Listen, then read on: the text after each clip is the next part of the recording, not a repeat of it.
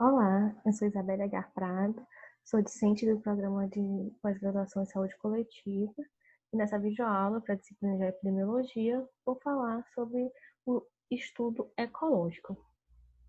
Os objetivos de aprendizagem dessa aula são compreender o que são os desenhos de dados agregados, reconhecer o que é a falácia ecológica e identificar as limitações e potencialidades dos estudos ecológicos. Então, o que são estudos ecológicos, né? São estudos que vão abordar áreas geográficas ou blocos de população bem definidos, né? Então, a gente pode estudar bairros, cidades, estados, ou estudar também alguns grupos populacionais, como estudar dados de escolas específicas, dados de hospitais específicos, dados também de empresas, fábricas, né, indústrias. Então, a gente pode estudar dessas duas maneiras principais, contando que o que a gente está buscando sempre avaliar o contexto social e ambiental que pode afetar a saúde desses grupos populacionais. E também avaliar o efeito contextual de uma exposição no nível de risco individual. O que seria esse efeito contextual de uma exposição? É a questão da pessoa poder estar mais exposta ou não, a depender da região que ela está ali, e isso vai ter um impacto direto no seu risco individual de desenvolver alguma condição. Então, os estudos ecológicos, eles estão aí na história da epidemiologia desde sempre, né? Então, tem um clássico estudo, que foi de John Snow, quando ele investigou o que estava ali levando alguma parte da população de Londres a ter cólera. E esses casos, eles eram concentrados em uma determinada região da cidade. E muito se discutia naquela época sobre a teoria dos miasmas, né, e como é que as doenças aconteciam. E John Snow descobriu que, na verdade, esses casos estavam ligados à distribuição de água, né? Então, era uma questão muito espacializada da doença. Um outro estudo que avalia essa distribuição espacial de alguns acontecimentos foi o estudo que nos levou, né, nós dentistas, a pensar nessa questão do papel do flúor e da fluoridação da água na prevenção da cárie. Ele foi um estudo conduzido em 1916, onde foi observado, né, no Colorado, nos Estados Unidos, que algumas crianças apresentavam manchas escuras nos dentes e apresentavam menos cáries do que outras crianças de outras regiões que não tinham essas manchas, mas tinham cárie. Essa investigação ela levou à descoberta de que o abastecimento de água dessas crianças que tinham essas manchas no dente, que a gente sabe que era a fluorose, ele tinha uma concentração de flúor elevada naquela água. E aí surgiu a hipótese de que a fluoridação da água poderia ser uma medida preventiva em nível coletivo para a cárie. Então, assim, os estudos ecológicos têm papel fundamental em gerar hipóteses, né, e descobrir algumas associações a partir da observação das coletividades. Voltando à nossa tabela, né, do livro do Naomar, nós temos o quê? Que os estudos ecológicos, né, eles vão ser estudos o quê? Agregados, observacionais e transversais. Além deles, a gente pode pensar em estudos observacionais que são longitudinais, que vão ser as séries temporais ou os estudos de tendência temporal. E além disso, os estudos de dados agregados, eles podem fazer a avaliação de alguma intervenção que o pesquisador esteja ali colocando, né, interferindo em alguma exposição. E esses estudos eles vão ser longitudinais, eles são chamados de ensaios comunitários. E aqui a gente vai falar um pouco sobre cada um desses estudos, né? Assim, como os estudos de dados agregados, de maneira geral, podem se organizar. Eles podem ser estudos de múltiplos grupos, que vão ter como ponto central a comparação entre regiões ou grupos diferentes. As séries temporais, que vão ter como objetivo, como o próprio nome já diz, avaliar ao longo do tempo a distribuição de alguma condição. E estudos mistos, que vão avaliar tanto espaço quanto tempo. E dentro desses estudos, de cada um desses grupos, eles podem ser exploratórios, ou seja, mais descritivos, ou realmente os estudos analíticos. Os desenhos de múltiplos grupos, eles vão levar em consideração essas diferentes localidades, como a gente falou. E se você pensa no estudo exploratório, ele pode comparar taxas de doença, outros agravos, em diferentes regiões no mesmo período. Então, a gente pode comparar mortes violentas nas cidades do Maranhão, no ano de 2018. E um estudo analítico, a gente ia ver o quê? O nível médio dessa exposição e do desfecho, a gente viria o que no estudo analítico? o nível médio dessa exposição e do desfecho, ela vai variar entre esses diferentes grupos. Então, a gente vai observar se existem diferenças entre as condições que cada um desses grupos foi exposto e o desenvolvimento ou não desse desfecho de acordo com essas exposições. Nesses estudos de múltiplos grupos, a gente tem algumas limitações, né? Como regiões que mostram que tem poucos casos, elas vão mostrar uma variabilidade muito grande na taxa da doença, né? Elas vão ser fora do nível ali, e regiões vizinhas vão ter taxas semelhantes do que regiões distintas. Isso é um princípio básico da análise espacial, que é da gente entender que todas as coisas se parecem, mas as coisas próximas se parecem mais. Então, se a gente tem cidades vizinhas que têm características semelhantes, a gente precisa considerar isso no nosso delineamento, na nossa análise do estudo, para que a gente não tenha correlações espaciais que, na verdade, não são ali significativas realmente, né? Isso a gente pode corrigir na análise estatística, pensando em técnicas que vão avaliar ali essa questão que a gente chama de autocorrelação espacial, que é essa similaridade das regiões. E aqui eu trouxe um exemplo de um mapa apenas, né, para a gente lembrar de como é que isso é apresentado. E esse estudo aqui, ele avaliou a distribuição dos primeiros casos de Covid na cidade do Rio de Janeiro. Então, esse mapa aqui é um mapa que já mostra essa correlação espacial, como eu estava falando antes. Então, o que é feito? Em cada uma dessas regiõezinhas, inicialmente, você distribui os casos. Coloca aqui, foram 2 casos, 3, 1, e aí distribui quantos casos existirem em cada região. E aí você considera se existem regiões que vão ter uma maior concentração de casos e uma menor concentração de casos. Então, aqui, essa região mais escura são as regiões que têm uma maior concentração de casos, enquanto essas regiões cinza são regiões que têm uma menor concentração de casos. As regiões em branco são regiões que não têm nenhuma diferença estatística, né? Nem de concentração elevada ou baixa concentração de casos.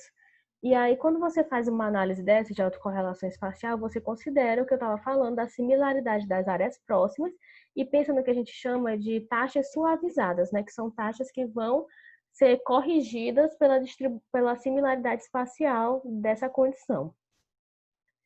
Os desenhos de série temporal, eles vão comparar diferentes períodos no tempo. Então, eles vão avaliar, num estudo mais descritivo, exploratório, a evolução de uma doença numa população definida. E ele pode tentar prever tendências futuras ou avaliar também impactos, né? Então, você faz uma avaliação, se você fizer um estudo temporal, exploratório de dengue nos últimos anos, você vai ver que os casos se concentram em certas épocas do ano.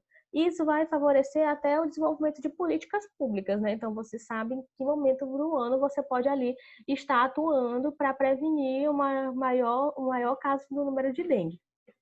O estudo de série temporal pode ser ainda analítico, que ele vai tentar fazer essa associação entre essas mudanças do nível médio de exposição e as taxas da doença nessa população.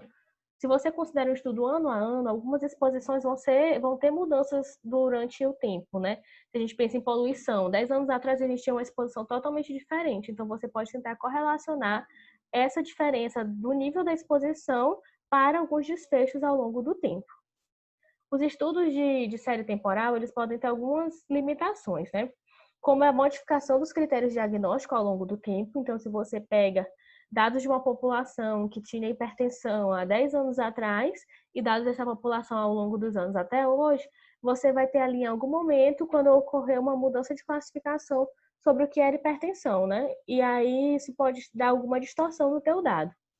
E também, um outro problema são condições que têm um período grande de latência, que aí pode dificultar a associação entre o fator de risco e a ocorrência da doença, porque tem ali uma janela de tempo entre esses dois fatores, o acontecimento desses dois fatores. E aqui uma maneira que é clássica da gente avaliar os estudos de série temporal e apresentar, que são os gráficos, né? Os gráficos que mostram ali as médias para tentar descrever uma tendência, se essa tendência ela é decrescente, se essa tendência está crescente ou se ela é estacionária, se a gente não tem alteração ao longo dos anos. E esse gráfico aqui apresenta as internações por condições sensíveis à atenção primária de 2003 a 2012 de São Leopoldo, comparando aqui com internação por todas as outras causas. E os desenhos mistos, por fim, eles vão considerar lugar e tempo, então eles vão combinar características dos dois estudos. E eles vão permitir o quê? Avaliar a evolução temporal das taxas de uma doença em diferentes grupos populacionais. Então, você vai avaliar ao longo do tempo e diferentes grupos. E os estudos analíticos, eles vão ver se existe uma associação entre essas mudanças da exposição média ao longo do tempo nesses grupos diferentes da população. E aqui nós temos um estudo que ele avaliou as causas de pneumonia não específica em 2012, 13, 14, é um estudo que foi conduzido na China. E o que ele avalia, né? O mapinha por trás, ele está avaliando as regiões que têm essas áreas de concentração de casos. Essas bolinhas pretas, elas delimitam, né, os clusters que tiveram significância estatística ali. E aí, ao longo do tempo, você pode perceber que esses agrupamentos de casos foram modificando um pouco da região que estavam acontecendo, né? Aqui tinha uma concentração de casos nessa região e passou para essa região, e de maneira geral a incidência desses casos de pneumonia foi aumentando em toda a área estudada. Pensando nesses estudos, nessas maneiras de delimitar estudos e de apresentar, a gente pode pensar que os estudos ecológicos ou estudos de maneira geral de dados agregados, eles têm como objetivos gerar hipóteses a respeito da ocorrência de alguma doença. Então, a gente pode gerar hipóteses do que está ali por trás, quais são os fatores de risco, as exposições que essas coletividades, essas populações estão expostas, testar hipóteses etiológicas e avaliar também a efetividade de intervenções, como o teste da aplicação de um procedimento para prevenir doença ou promover saúde. Se a gente pensa que teve a Política Nacional de Saúde Bucal no ano X, a gente pode conduzir um estudo com dados agregados para avaliar se essa política foi realmente efetiva. A gente também pode tentar avaliar se um medicamento ou se uma vacina mudou o comportamento de alguma doença também. E para fazer um desenho de estudo, para a gente fazer esse delineamento da pesquisa, a gente tem algumas maneiras de conseguir, né, esses dados e fazer nosso banquinho de dados. E essas medidas, elas podem ser agregadas, elas podem ser ambientais, elas podem ser globais ou integrais. As medidas agregadas são aquelas medidas que são derivadas de observações individuais. Então, se eu estou estudando uma cidade, eu posso pegar a renda de cada indivíduo que eu tenho coletado e fazer uma média da renda deste município, deste bairro. Eu posso pensar em sempre médias ou proporções que vão caracterizar esse grupo, como taxa de mortalidade infantil, proporção de menores de 15 anos, de pessoas menores de 15 anos analfabetas, então essas são medidas agregadas. As medidas ambientais são as características relacionadas a onde os indivíduos vivem ou trabalham. Ruído, poluição, e essas medidas elas podem apresentar diferentes níveis ou doses. As medidas globais ou integrais são atributos das organizações e elas não têm uma medida análoga no nível individual. Ela vai ser relacionada a questões maiores, como a organização do sistema de saúde, as legislações vigentes, e aqui um exemplo, a gente pode falar de legislações sobre aborto, legislações sobre porte de arma, e relacionar isso com algumas condições, né, como morte por arma de fogo, coisas assim nesse sentido. E a partir da definição de como são feitas essas medidas, a gente pode pensar em alguns níveis que a gente pode analisar esses dados. Quando a gente pensa que todas as medidas vão ser analisadas no nível agregado, ele é uma análise completamente ecológica. Então, em nenhum momento a gente vai ter uma análise que a gente vai poder fazer uma distribuição de nível individual para caracterizar alguma exposição, algum fator de risco. E nas análises parcialmente ecológicas, você pode avaliar a distribuição no nível individual de alguma das variáveis. Então, o que a gente espera, né, de inferência a partir do desenvolvimento de um estudo ecológico? O efeito ecológico que a gente vai encontrar a partir de um estudo analítico de dados agregados, ele vai expressar a relação entre os dados agregados e os efeitos neste grupo coletivo. E esse efeito no grupo coletivo, às vezes, depende de efeitos nível individual, Como, por exemplo, se você implementa um programa de aleitamento materno em uma cidade e quer avaliar em cada unidade básica de saúde se existe uma diferença ali naquela população adscrita que é da responsabilidade daquela unidade básica de saúde. O efeito vai depender de cada indivíduo participante, né, dos profissionais, quanto das mulheres que estão ali naquela área e da organização desse programa que você desenvolve em cada unidade básica de saúde. Mas os resultados do teu estudo vão ser por a área do território delimitada. Você não vai poder extrapolar esses dados para o nível individuado, porque você fez um estudo ecológico que avaliou os dados agregados. É sempre bom a gente ter essa ideia que existe essa diferença de associação entre as análises agregadas e análises individuadas. E isso é importante porque senão a gente pode cair no que a gente chama de viés ecológico ou falácia ecológica, que é o resultado dessa inferência causal inadequada de fenômenos individuais com base nas observações de grupos. Então, você pega a observação do coletivo e tenta fazer uma inferência no nível individuado, porque você entende que cada indivíduo teve responsabilidade ali na ocorrência desse fenômeno. E com relação a essa comparabilidade, né, dos dados, porque às vezes fica difícil você fazer algumas discussões e comparar seus resultados, né, porque você está falando de um conjunto de dados. É importante que você agrupe os dados na unidade geográfica tão menor quanto possível. Isso dependendo do que você está estudando, né, sua exposição e seu desfecho. Por quê? A gente falou que as coisas próximas são as coisas que parecem mais. Então, se você distribui, você faz uma unidade de análise de uma região censitária, ou talvez de um bairro, você tem características ali naquela região muito mais similares que se você pensar no estado do Maranhão. Então, no estado do Maranhão, dependendo do que a gente está estudando, vai ficar difícil da gente discutir, da gente fazer ali uma análise mais aprofundada dos fatores que estão por trás dessa distribuição que a gente encontrou no nosso estudo espacial, ou dessa relação que a gente encontrou entre essa associação entre uma exposição X e um desfecho, né? Então, às vezes vai ficar muito difícil você comparar se você está fazendo comparação entre os municípios do Maranhão, entre as macro-regiões do Maranhão, e entre um setor censitário, por exemplo. Então, é importante ter cuidado sobre qual é a unidade de análise mais adequada para a sua pergunta de pesquisa, para que você não caia nem no viés ecológico e para que você consiga fazer uma discussão mais rica, né, considerando fatores que são de similaridade desses grupos que foram agregados.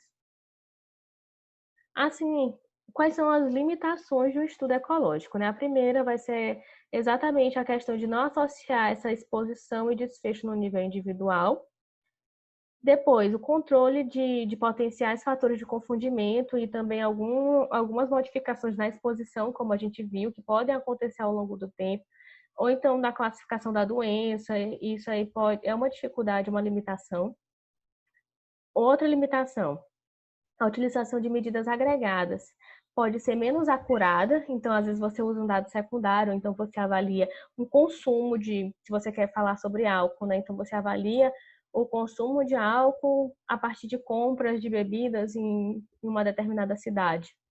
E isso é menos acurado do que se você fizesse uma entrevista perguntando e avaliando individualmente qual é o consumo de álcool para associar com o seu desfecho de interesse, né? Então, dependendo de que variável estamos falando, a gente vai ter medidas um pouco menos acuradas. Além disso, os dados de um estudo ecológico, eles podem ser provenientes de diversas fontes, e aí a gente pode ter uma qualidade variável nessa informação. E aqui é importante pontuar quando a gente espera comparar, por exemplo, às vezes países, né? Então, talvez isso tenha uma diferença ainda maior. Além do que aqui no próprio Brasil, a gente tem sistema de informação do SUS, né, vinculados, mas a gente vai ter ali uma diferença entre a qualidade dos dados nas regiões do país, nos estados, né, e até em nível, dentro do mesmo município a gente encontra esse tipo de diferença. E é importante considerar, como falei anteriormente, a autocorrelação espacial e a autocorrelação temporal nos estudos, né? Sendo a autocorrelação espacial essa característica que diz que as coisas próximas são mais parecidas, e isso tem que ser considerado durante a condução e a análise do estudo, para tentar pensar em medidas suavizadas que vão corrigir este ponto. E a autocorrelação temporal, que ela é muito relacionada à característica do que você está estudando. Se eu estou fazendo um estudo, como eu dei exemplo de dengue, ou então talvez até de gripe, a gente sabe que existe um padrão sazonal dessas doenças, né? Elas se comportam diferentes nos meses ao longo do ano, se concentrando em alguns momentos, né? E até aqui no Brasil, a gripe, por exemplo, ela vai se agregar ali em momentos diferentes aqui na região Nordeste, que tem as chuvas acontecendo no momento do ano, na região Sudeste e Sul, que tem o inverno agora, que é a época mais fria, né? Então, se a gente fizer um gráfico para cada ano, mês a mês, comparando isso, a gente vai descobrir um padrão de sazonalidade da gripe. E isso tem que ser considerado para qualquer condição que você vai estudar. Algumas condições não têm padrão sazonal. E você tem que conhecer a sua condição e saber se ela tem ou não um padrão sazonal para entender o efeito dessa autocorrelação temporal, se ela quanto que isso está afetando nos resultados do seu estudo. E quais são as vantagens, né, dos estudos? Eles são estudos que você pode fazer para grandes populações. Eles terão baixo custo e rápida execução se conduzidos com dados secundários. E aqui eu enfatizo isso porque é possível você fazer um estudo ecológico, um estudo de dados agregados, totalmente com dados primários, você coletando cada um dos dados. E aí ele não vai ser um estudo de baixo custo. Ele vai ser um estudo complexo de ser conduzido e ele vai ter um custo elevado. Você pode também mensurar o efeito ecológico em uma determinada população. Então, você pode facilmente mensurar efeito de políticas, de leis e programas, se isso modificou a realidade daquela população, comparando ela com outra população que não recebeu essa intervenção, ou mesmo com ela mesma no momento passado, antes e depois. Então, essas foram as referências utilizadas.